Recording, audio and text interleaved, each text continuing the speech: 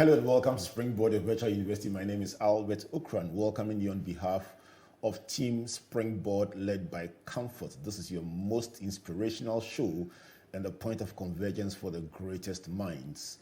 Your virtual university is brought to you by the Springboard Roadshow Foundation in partnership with the Multimedia Group and proudly sponsored by MTN Pulse, the Enterprise Group, UMB Bank, with support from the graphic business.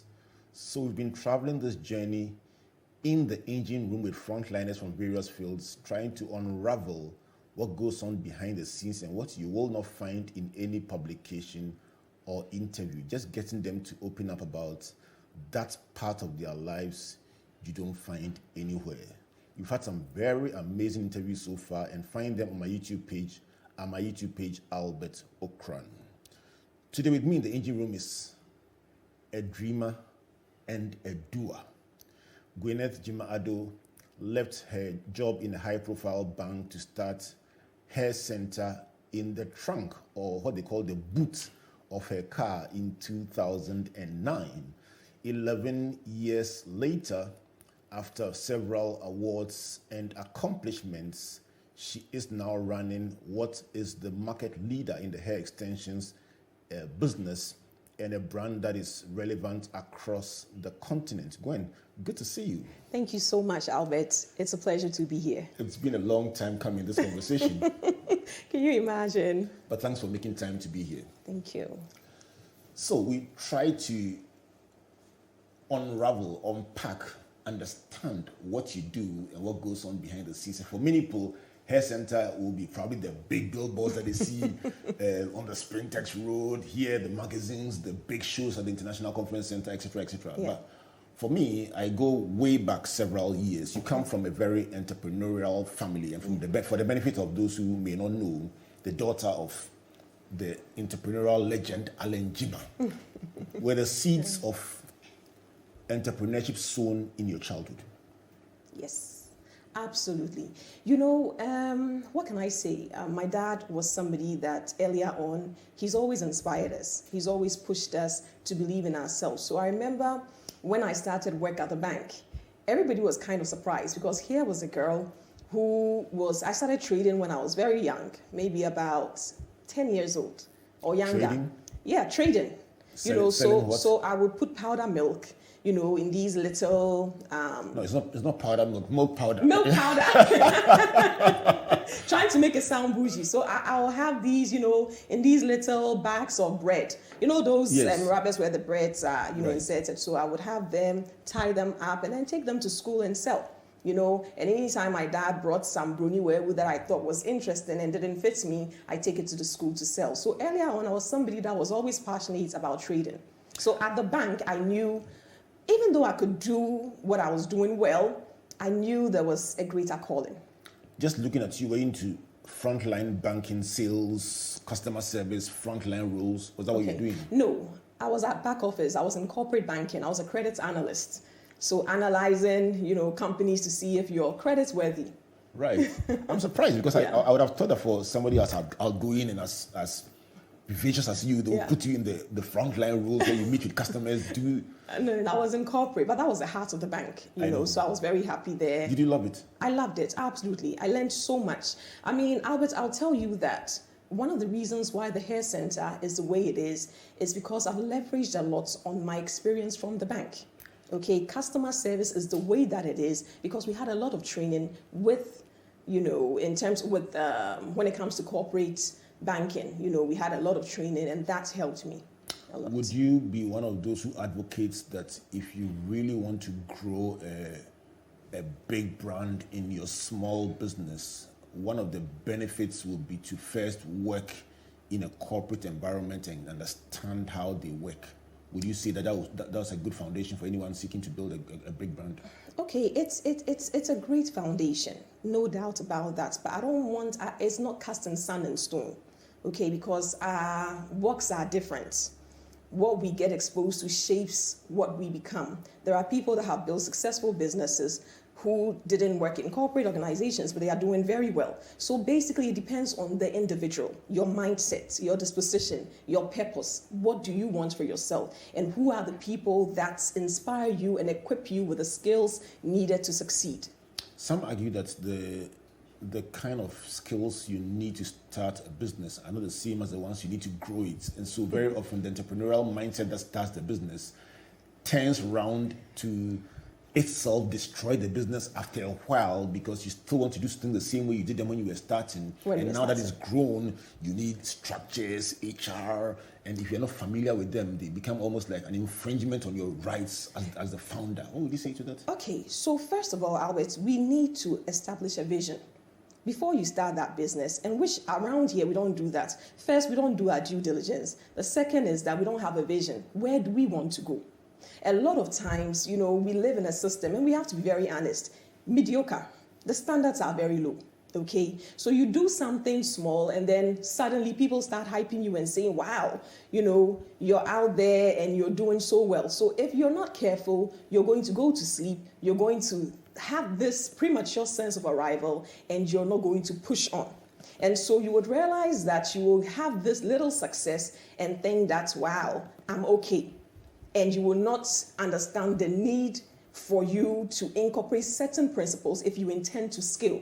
So not that Ghanaians cannot build successful businesses or start businesses. We cannot build sustainable models because often it's not tied to a vision. We don't know where we're going, okay? And another thing I also realize is that we make money the end. So once they get the money, they go to sleep. But at the hair center, what we have managed to do is that money is the means. So if money is the means, profitability is the means, excellence, we need to pursue excellence to be able to make that money. And that money helps us towards our end. Our end goal is to serve.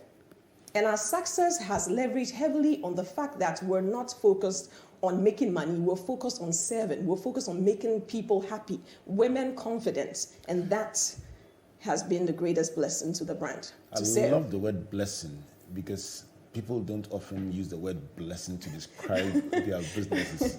We'll come to your faith very shortly, but let me rewind back to where I began. I began with the daughter of a very successful entrepreneurial icon, Video City. Everyone knew Video City. What kind of person was he, just for the benefit of those who didn't know him? Okay. A generation may not know Video City, but in our days, he was huge. What kind of person was he? Okay. Just for our own curiosity. Okay, my dad's full name is Charles Gyimah. He was an entrepreneur. He was somebody who was always curious, okay, to find out the why and the how. So this led him to start videos, where he would travel. And the first time he saw a camera, he was like, wow, this is very interesting. I wish I could take it back home and explore. So you realize that GBC and all those guys, I grew up with them because they would come to the house and they will film, or he would, give out his machines for them to use. He was also one person that was more focused on serving, like I said earlier, because he saw the system of clothing in the country and realized that, wow, in as much as we are progressing, when he looked at how people were dressed, he felt we could do better. So he started what we call the Bruni Wewu business. Right. And he was a pioneer in that business. And so I grew up with a lot of Bruni Wewu around me. It was normal for me to wear fos, where people shied away from wearing, second-hand clothing. It was very normal for me. Because that's what he did That's for a what living. he did. And Right. So many people, he brought the Nigerians who came to Ghana and were seeking for some sort of employment or entrepreneurship. He worked with most of them, and then Ghanaians who came to buy, the goods and then retail them. So not only did he make money out of that, he also created opportunities for other people, and that is what I think made him a legend. He was also a giver. And then, of course, Video City, which was also one of Ghana's video streaming, live streaming. It's interesting how the business model has moved significantly away from the two lead products Can you imagine? that marked his time. Yeah. So fast forward several years to what you are doing. When you were young, did hair ever feature? By the way, you're looking great. Oh, thank you. Thank you. And your hair must be, of course, hair center. Hair center. What else would you wear? But growing up selling milk powder and trying to find your entrepreneurial roots, Yes. foundations, did hair ever feature in your thoughts? You know, the unique thing about me, unlike many other women, is that I did not have hair. I still don't have a lot of hair, you know, so I used to see hair as this special thing. The first thing I ever looked at when I saw any girl was the amount of hair that they had. And I would say, hey, mama, look at their hair. They have so much hair. So my luck made way for my gain. You know, I did not have something that I wanted. And out of that, I was able to create something that today I'm enjoying. So help me to understand this. Yes. You are saying that you naturally did not have a lot of hair. I don't. And admired those who had hair. Yes. And that thought led you to create a product for people who are not blessed with a lot of natural hair. Yes, people like me.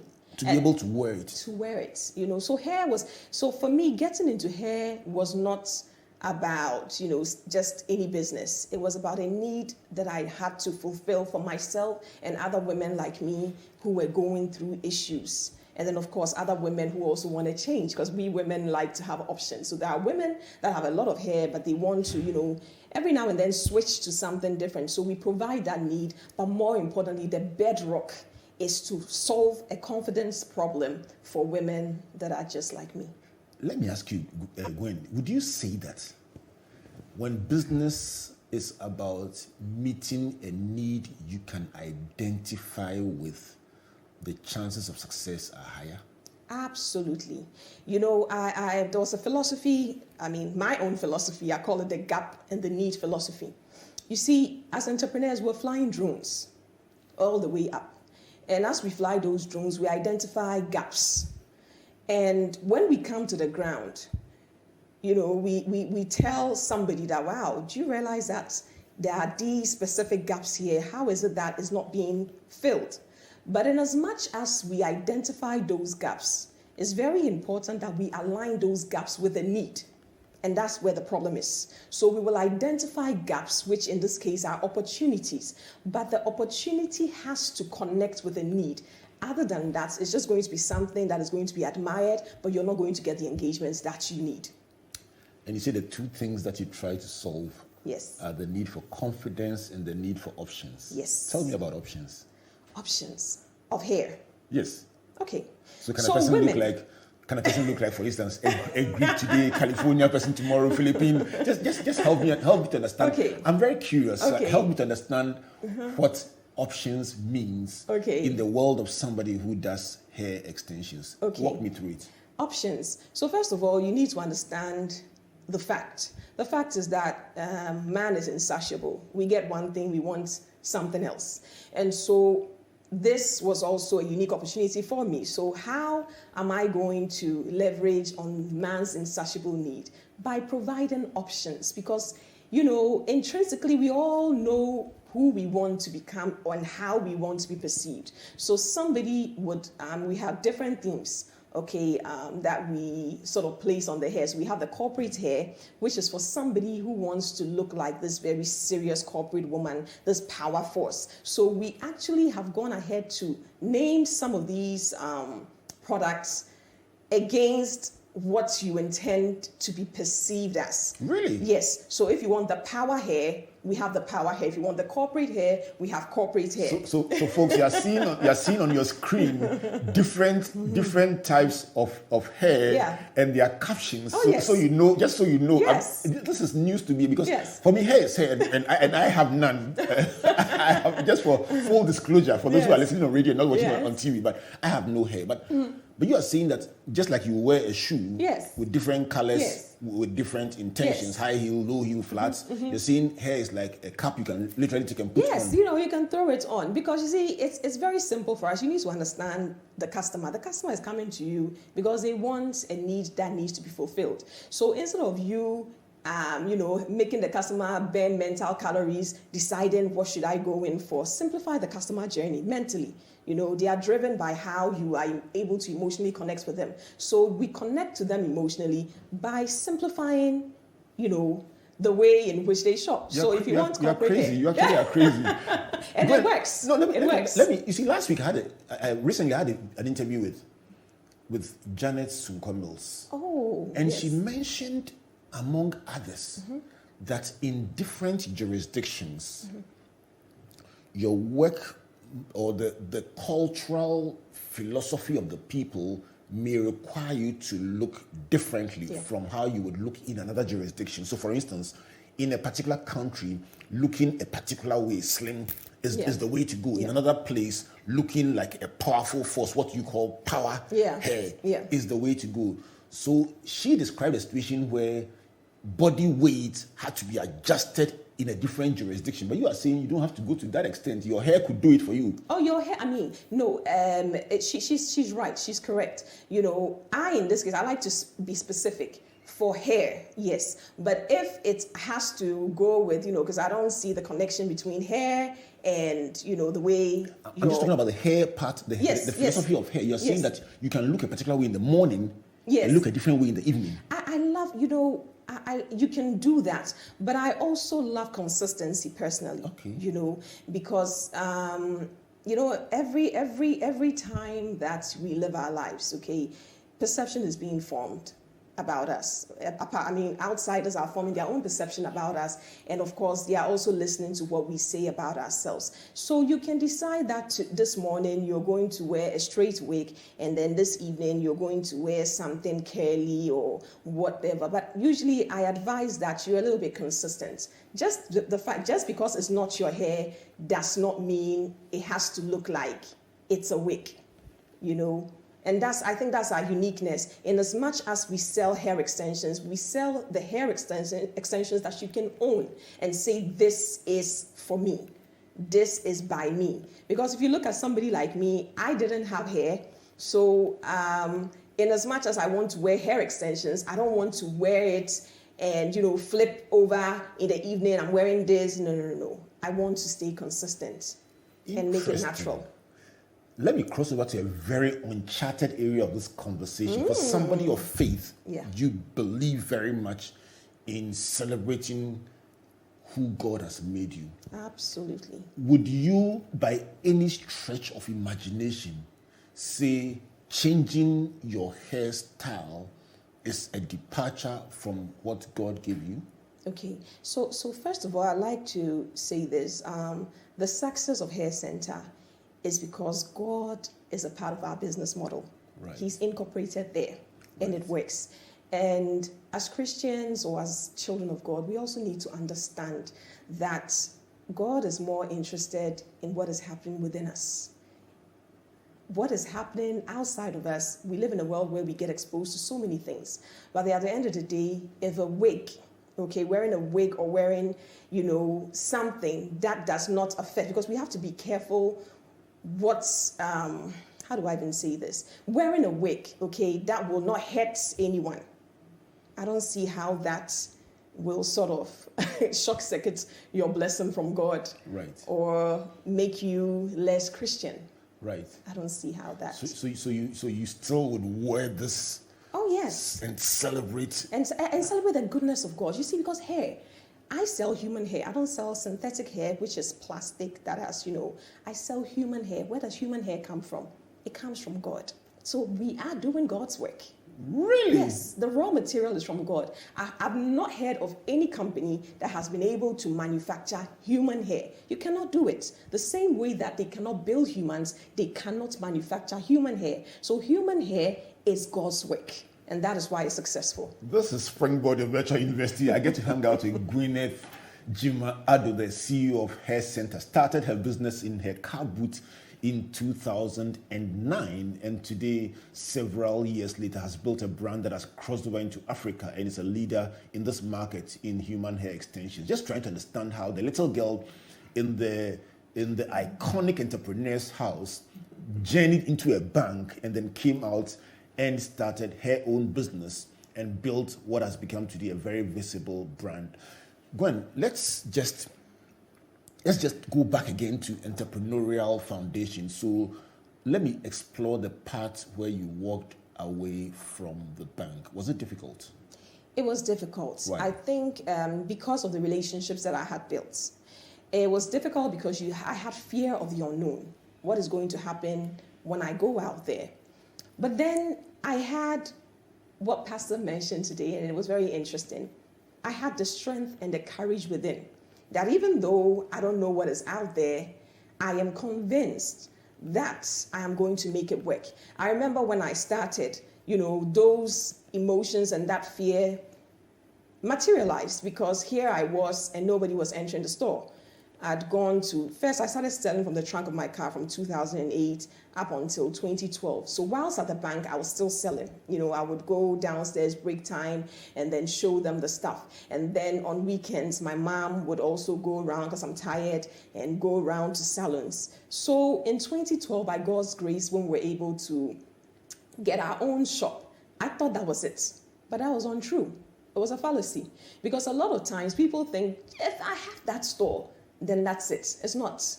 If you have that store, people must need the product. If they don't need the products, they're not going to come. So nobody was entering and I started getting frustrated. People would come and say, it will not work. And here I was from a background of creativity.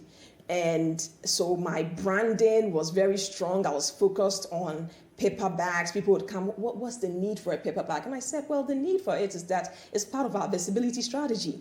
People are going to see this paper bag on the floor and say, what is that? So even if you look at our billboards today, you would realize we will just place the hair center, just that, because we want to imprint that brand name on your mind. So when you think hair, you think hair center. Were these all influenced by your banking experience? Customer service by my banking experience. It was mostly influenced by my brothers. George was one person that, he's my coach now, my brother, my coach. And he's the one that ensured I never went to sleep. And then OG was the brand creator and always protecting it and making sure. And he was the one that actually ensured I trademarked it because he said, no, you have to protect this. OG Gerald. OG Gerald, yes. Just for full disclosure, Gerald has been a big part of our Springboard journey. He was very instrumental at the beginning, supporting us with our creatives. Gerald has been a big part of this story. He's a big alumnus of this. I didn't know that. He's huge here. Wow. Oh, so when I came over to your conference the last time, you realized I hung out with him quite a bit. Gerald is huge here. I'm very happy and to here hear at that. Springboard, we never forget anyone who sowed a seed at any time in our journey. Lifetime relationships we never ever forget, and Gerald is a huge part. Thank you so much Of our journey. Thank you so much. Truly love him here. Oh, I'm sure he'll be very happy to hear this. Yeah, I had to mention this today. Thank you. But so for you, so your brother coaching you, George coaching you, Gerald branding your stuff. My husband, who was the one that believed in me, despite all the boyfriends I had before. I sold the idea to them, but nobody, took it seriously. They looked at my outlook and said, this doesn't look like a serious business person. She probably will not. So it didn't work. What was it about what you were saying that didn't make people believe it? When you're young and you're a happy-go-lucky person, especially around here, people tend to conclude and feel, this is what you are. They don't give you the chance or even think that there is a chance that you would transform. They don't believe that God can change all of us. And so I think they looked at my current situation and they did not take time to read my mind. Whoa. Yes. Was the older version of Gwyneth a bit wild? Oh, the older, I was out there, I was wild. I was at the parties. I was everywhere, and I was just a churchgoer and a believer, but not a doer. That was what I was. So I couldn't fault them. But here came a man who knew that this too shall pass. Okay. So this person who believed in the philosophy that this too shall pass was my husband. And that's why I always mention him at the interviews, because he believed that I could do it. And that's why he was willing to also place some money on the table. When you count your blessings, I'm sure you count all these relationships. Oh, I count all these because they were a blessing. They were my wake-up call. If they believed in me, I probably would have been mediocre. But just because they did not believe in me, it inspired me to become better. Say this again. If they believed in me, I'd become mediocre. But because they did not believe in me, it inspired me to become better. Oh, they did not believe in what you were doing then? They didn't believe in my success. They didn't believe in my success. And when people don't believe in you... Oh, you mean the doubters? Yeah, the doubters. Oh, I thought you meant your family, your close relationships. The doubters. Okay, so the skeptics and the doubters rather inspired you. They inspired me. Big time. Great. Big time. Are we guilty of stereotyping? Do we give up on people too easily? I think we do. Like the old saying goes, never judge a book by its cover. We say that, but we don't mean it. We're always judging books by their covers. And that's why I think it's also been the issue in Africa. Okay, because we never give people the chance. We look at people and we think, they can't do it. They can't do it. Let's bring somebody else. And culturally, we've been, raised in a way that we're not able to speak up. So even when people discard us and say we cannot do it, we're not able to stand up and say, hey, don't say that. I can do this. But hopefully the new generation, is changing. The story is changing. This is Springboard of Virtual University today, working through in the engine room with Gwyneth, Gyimah, Addo, the CEO of her Senta, trying to unpack the story of her life. The various chapters are beginning to unfold as we have this conversation.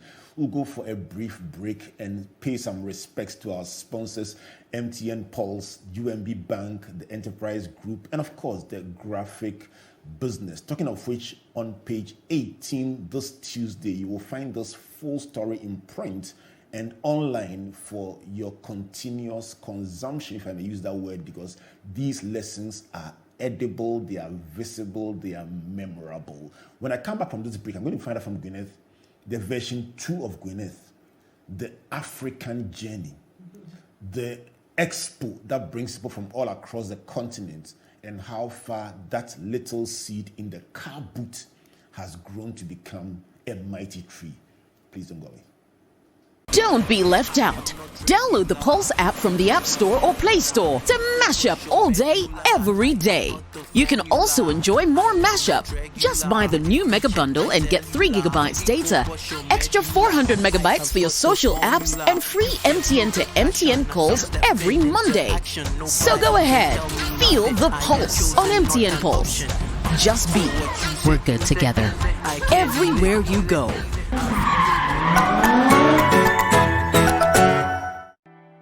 There once was a man who had it all.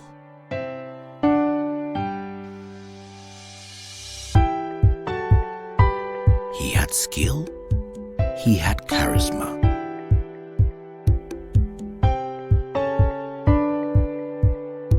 He was loved by all, but above all, he knew the importance of helping others, lifting others up. He knew the importance of giving other people an advantage so that they too would use that advantage to help others. All you need is that advantage that sets you apart from the rest. And when you discover that advantage, life's challenges don't seem so daunting anymore. That's where we come in. Enterprise, your advantage. UMB was established in 1972 as the premier bank for the corporate and private sector in Ghana. From our very beginning, as the only Ghanaian bank serving all categories of businesses, we set a standard for excellence and innovation. Over the past 45 years, we've built a financially healthy and strong bank, demonstrated our commitment to our customers and to growing businesses, and exhibited originality and innovation at every turn. At UMB, our focus is built around people, service, products and technology. These are the key to our present success and our future triumphs. At UMB, we're poised to make a difference not only with our customers, but also in the banking industry. We invite you to share in our future. Our future starts now with you.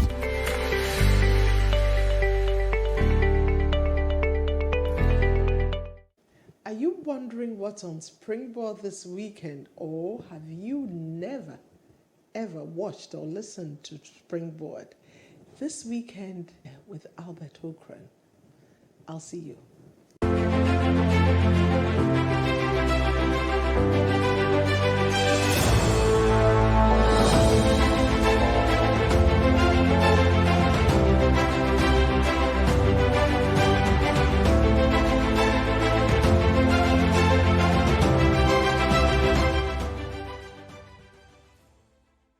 Welcome back to Springboard of Virtual University and to the engine room, where today we literally are dismantling the piston rings and looking into the engine of the engine with Gwyneth, Gyimah, Addo, CEO of Senta.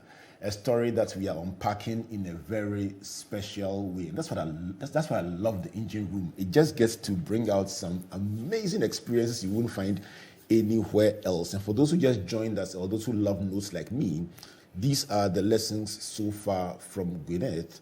The first is about entrepreneurial foundations. Her father, Alan Gyimah, was a consummate entrepreneur in his time with Video City and guess what? Second-hand clothing. He was the boss in those two areas, and she grew up trying to find her own space by selling milk powder. The second lesson is about standards. She says that people often hail you prematurely for a little success, and that can prevent you sometimes from aspiring to greater heights and force you to settle if you don't look beyond where you've reached. The third one is about vision and due diligence. She says it helps to imprint or paint a clear picture of where you're trying to go with your business very early in the day, so that you keep pushing and pushing beyond wherever you have reached.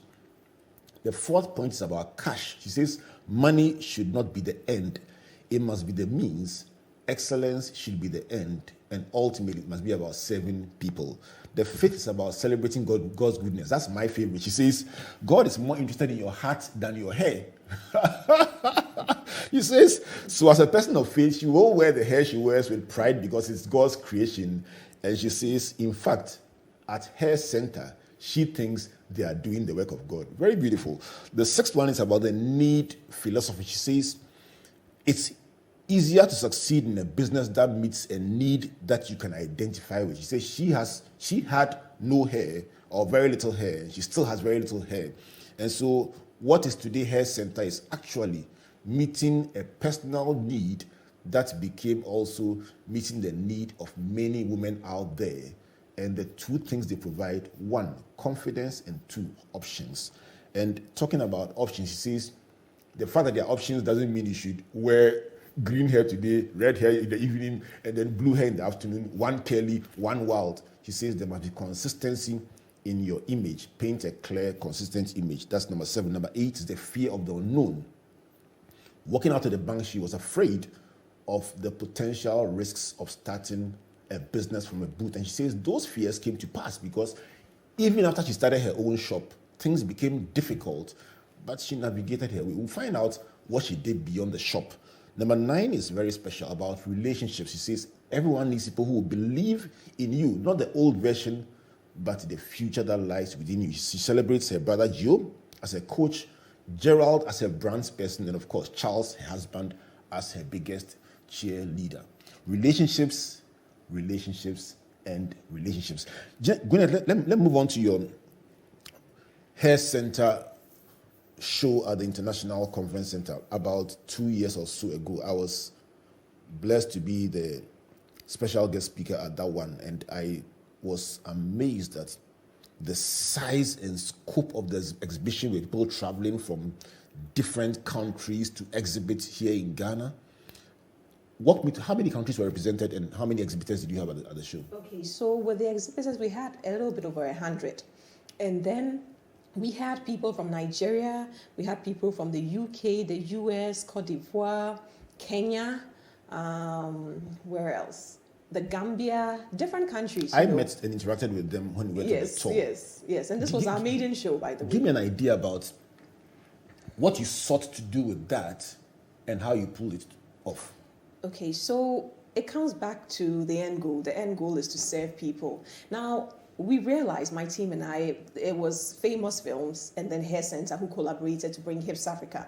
We realized that the industry was not respected. It wasn't honored enough.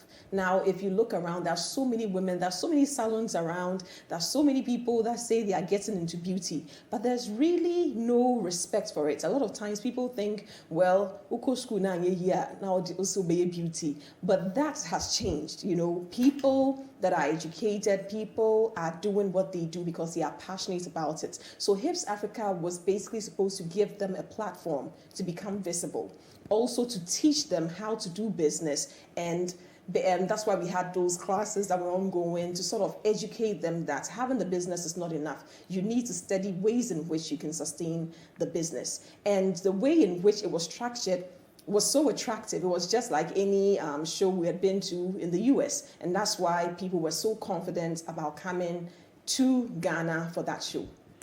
Do you feel that you are on a mission? Definitely on a mission. What do you want to achieve?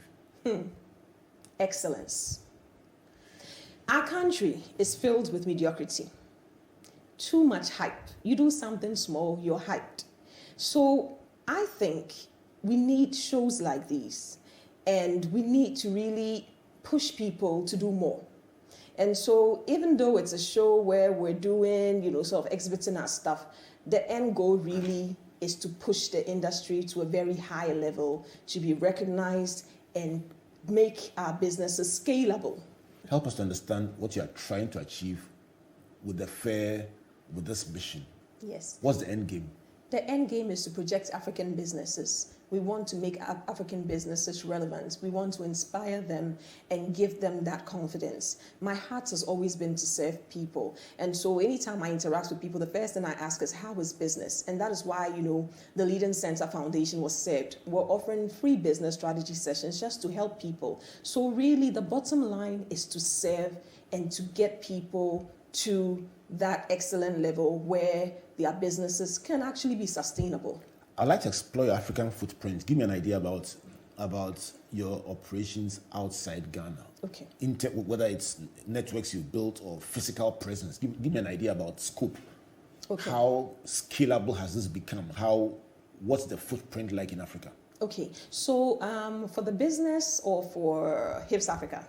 Both. Both. They are Okay, so for Hair intertwined. Senta, okay, yes. So for Hair Senta, you would realize that, of course, we're based here in Accra, and we have branches in Kumasi, then we have a franchise in Kuforigia. We also have distributors all over the continent. We have Kenya, we have Liberia. Now, what these people do is that instead of them collecting hair from, let's say, China, they collect it from the Hair Center, because we've been able to build that track record that they can trust. So what they do is they lift from us and then they sell it. So instead of us trying to have that presence in other countries, which tends to be expensive, what we have done is we've leveraged on a trusted brand, which makes other people comfortable to lift our products and then sell it to other countries. We're also in the US, also distributorship, that's in Virginia and then New York. And then we're also in, where are the countries? My head of wholesale should be here. We're in the UK, And Help me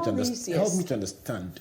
And I'm curious about every single industry that I hung out with in terms of their leadership.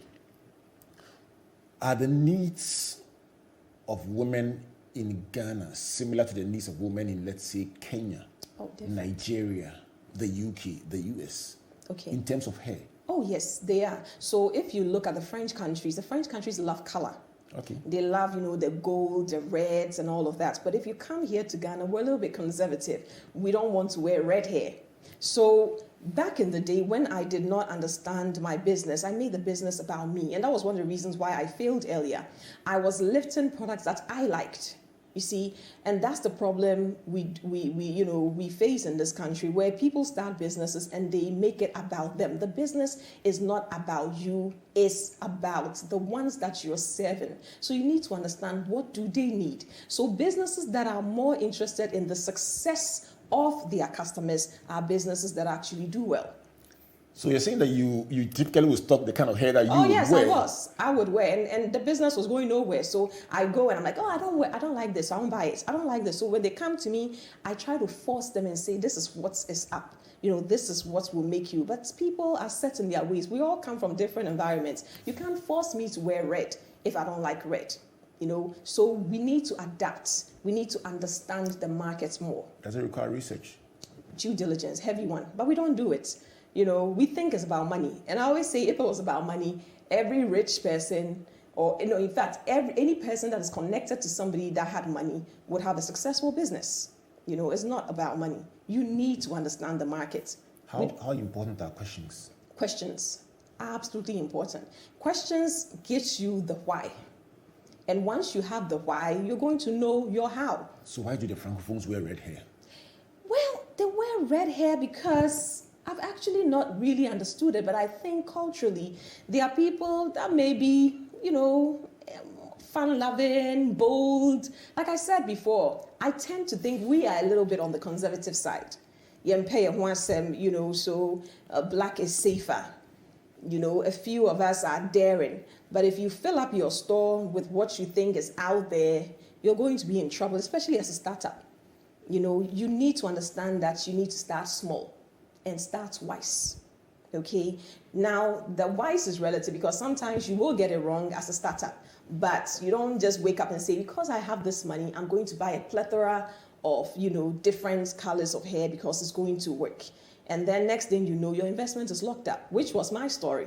Tell me about the most difficult phase of your business, because I get to talk to people about the bright side of their stories, but I also get to explore sometimes the darkest moments, those moments where you felt, you know what, Intina said, come in, bank. No. Did you ever face a moment where you said, Charlie, if there's an opening, I'm going back to the bank?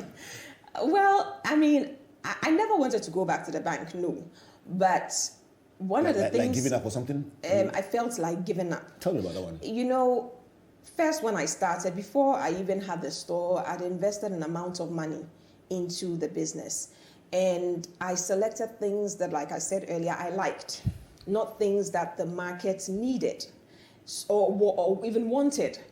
And so that really had a hit on me because I lost everything. People will not pay me back my money. And, you know, I was chasing people around. And I remember my husband's advice. He said to me that, Gwen, if you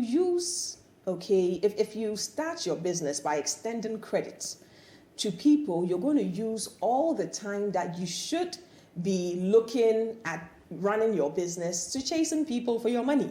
And at the end of the day, you're not going to get any work done. I ignored that advice and I said, oh, you know, they will pay me. And eventually I lost everything.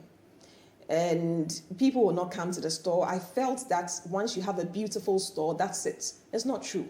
You have to have a product that people need. So people invest in the wrong things. They invest so much in making their stores nice or getting, they say location. Location may work with real estate, yes. But even that, you need to understand your markets. Absolutely. I mean, Gwen, if you set up for somebody, let me say that if your business is guest contact business, yes, and you are looking at, let me give you two scenarios.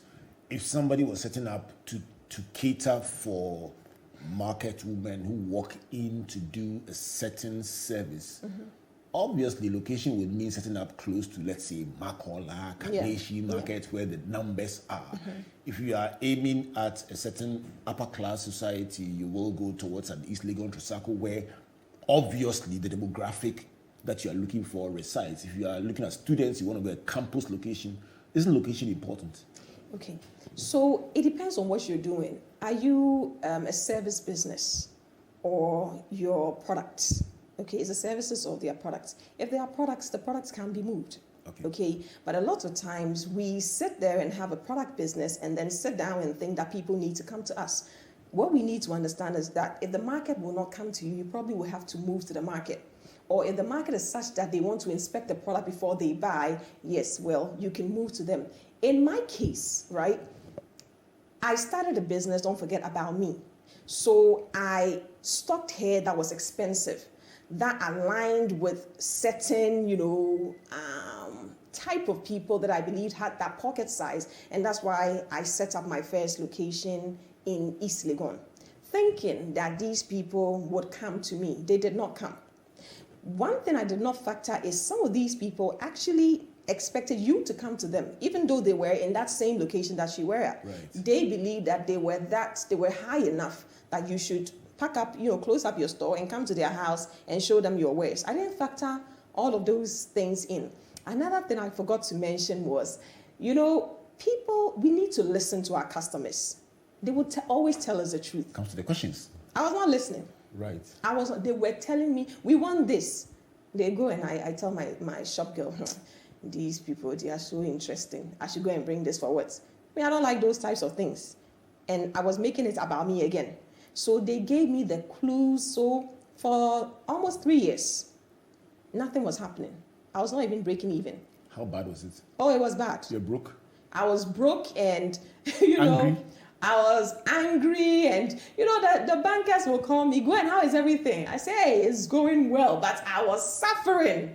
It wasn't easy, because social, and that's the thing I say about social media. Social media can paint a picture. And so I always say, if you live your life by the measure of what is exposed to you on social media, you're going to be in for some big trouble. Tell me about that. Because social media can sell you a dream. Social media can make everything look like, oh yeah, this is good. This is going on very well. And so somebody will sit out there and say, you know what, I am going to invest in that business, or I'm going to start that same business because it looks successful. It may look successful, but is it successful? So we need to go the extra mile and do our due diligence to really find out some of these truths. And that's what we're not willing to do. We just want to take up a picture, draw conclusions, and start businesses and fail tomorrow. Interesting points that you share. Let me come to you a bit more personal. Let's talk about faith. Faith. You've alluded to the fact that you believe you are doing the work of God. You've alluded to the fact that God is more interested in your heart. Yes. Let's talk about you as a person of faith. Mm-hmm. Okay. Share your faith with us. Help us to understand what your foundational principles of your faith are. Okay.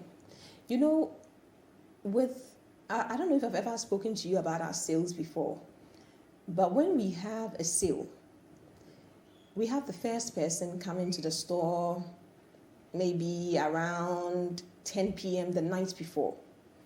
Then the other, and then they come and sit outside, and then some sleep in their car, some come at 1 a.m., 2 a.m., and these are people that they see each other and then they number themselves. So sometimes they send you stories that, look at us, we are outside your store. Really? Yes, and we have thousands of people come through. And at a point I saw that, listen, I don't understand why the brand is going the way it's going, because we know what we do, but we know our power does not extend to that level. So we knew that this has to be the grace of God. We wake up in the morning and we know it's not by our strength. It's truly by God's grace that we're able to do what we do, because we're not some multinational. Yeah, we are multinational in terms of, reach, but, we're not this traditional. Yeah, traditional, maybe like an iPhone where you see people sleep. But now that's what it's become. So I realized that this must be a ministry. So people started following me personally, because of the success of Hair Senta.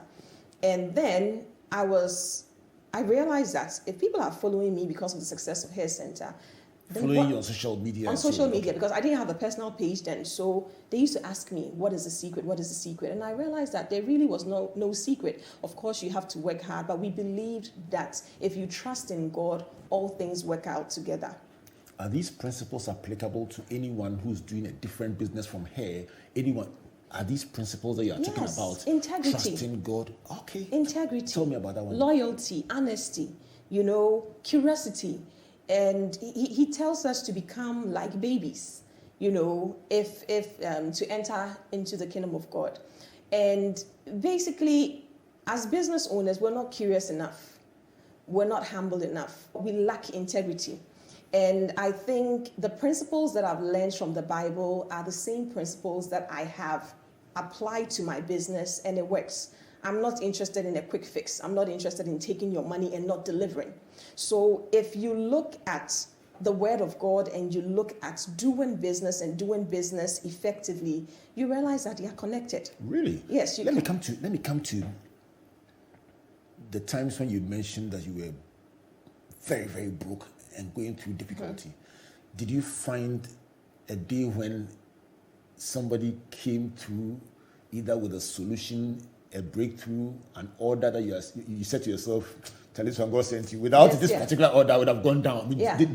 Like an angel sent from God. Yes, I'll tell you what happened. So I traveled to this country one day. And like I said to you before I was just a believer. I was not a doer. Quite sorry, yes, I go to church, but I never really studied the principles. So I started praying. So I remember I went to my mom, and then in our hotel room, I said, Mom, let's pray before we go out, because this is the second time, or was it third, that I'm going to come to this country and then take my money back. So let's pray that God connects us. So we were in the room, and then we prayed and went out there where, we had all these different suppliers. So there was this particular hair that I used to get from a Korean company who were based in Chicago. And, it was an old company, and they made hair in a way that I knew was not very common for you to find it in certain areas. So, and I looked at the store, that supplier. There was nothing attractive, Albert. There was nothing, it even looked like synthetic hair. But there was that particular hair that made me go there. And I said, let me just go find out. So I went in there, and that was how I met my business partner today, who came into my business, and the business went 360. But what I want people to understand is that, you see, God will lead you to places that are not the obvious places that man will lead you. Man is full of perception. Man is moved by what you expose to them.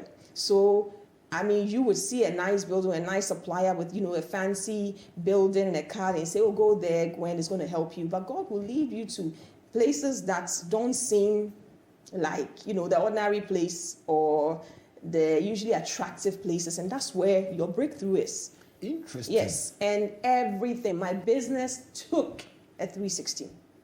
Big time. I'm going to come back to you to wrap up for us, Gwyneth, because surprise, we run out of time. Oh.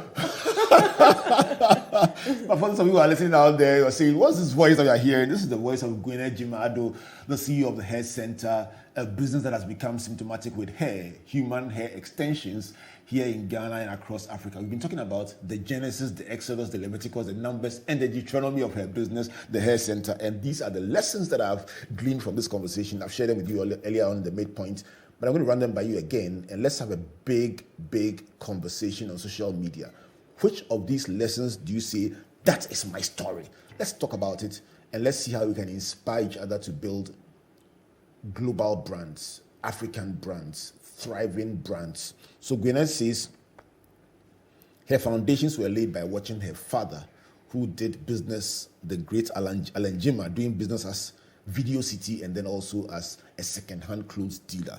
The second one is about standards. She says, people may hail you early in life, but don't let that discourage you. Keep pushing on and don't settle for less than the best.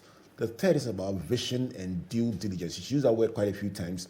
Due diligence. Craft a picture of where you are going and let that picture guide you along the way. The fourth is about money. It shouldn't be your ultimate.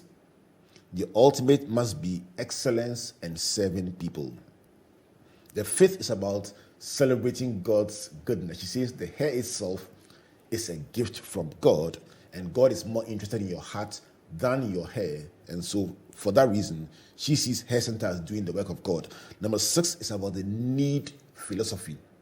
When the business meets your personal need or a need you can identify with, you are more likely to grow it. She says she herself didn't have hair, and so in meeting her own need, she met the needs of others, and it became a widely appreciated business, providing 1, confidence, and 2, options. The 7th one is about consistency. The fact that options are available doesn't mean you should just put on different colors at different times. Have a clear, consistent image. Number 8 is the fear of the unknown. She says, there were times when she said, this business I'm leaving the bank to do, what if you run into difficulty? And she says, those times did come, very tough moments along the journey, but somehow she pulled through by the grace of God. Number 9 is about relationships. The people God sends your way who believe in your version 2 in the future and not your wild version today. And she celebrates her brother Gio, her brother Gerald, and her husband Charles as people who believed in her future. The 10th is very interesting. appreciating customer preferences. You see, the Francophones like the red, the yellow, and the wild colors. Ghanaians like conservative colors. And she says, you must ask questions, listen to your clients, and don't buy or sell what you like, because she did that and ran into very serious problems. The more you ask your clients, the more you will understand what they want and provide it, and thereby grow your business. Ultimately, she's a woman on a mission to make her industry respected, not just across the continent, but across the world. Gwen, it's been a very interesting, instructive hour, talking about something that I don't have myself, and I would typically not talk about hair, but it's been also a very nice learning process for me, finding out more about hair and everything that happens around it. Please look in the camera to somebody who is hustling, maybe at the point where you felt, shouldn't I just give up on this thing? And tell them whether maybe an angel of God could come in the form of a Korean shop in a country you did not mention. That's your camera, Gwen. Talk to somebody who's struggling and give them some hope. If you're watching me today, what I want to tell you is that everything is possible. Okay? If you look at Philippians 4:13, it says that we can do all things through Christ that strengthens us. I want you to never give up.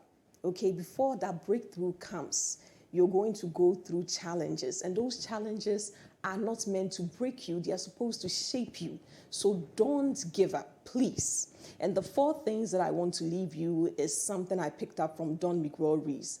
The number 1 thing is, let your word be impeccable. If you're in business, what you say you're going to do, please do it. The second thing is that do not assume. Ask questions. We don't like to ask questions. Let's always make sure we don't become, people that are just assuming. Let's ask the right questions, and we will know the how and the why. Then the third thing is, we must never take things personal. Okay, if you're going through challenges or people are not buying what you're providing, don't take it personal. Use that as an opportunity to do better.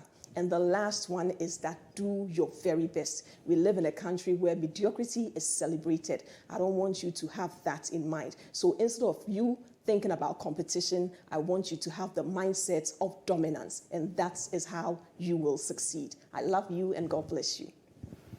Beautiful 4-legged stool on which to end this amazing conversation. Thanks, Gwen, for coming through. Thank you. Thank you. And that so has much. been Gwyneth, Gyimah, Addo. Everyone calls her Gwen, CEO of Hair Senta, sharing her life philosophy and everything inside the engine room with us today. Till we come your way again next week, a big thank you to MTN Pulse, the Enterprise Group, UMB Bank, the Multimedia Group, and the Graphic Business for partnering with us on this journey. And I would like to remind you, on Tuesday, just open to page 18 of the Graphic Business, and you will see Gwyneth smiling at you and telling you this full story in print. And you would also find it at My Joy Online and also at Graphic Online. On behalf of Team Springboard, led by Comfort, my name is Albert Okran, saying God bless you, and God bless you.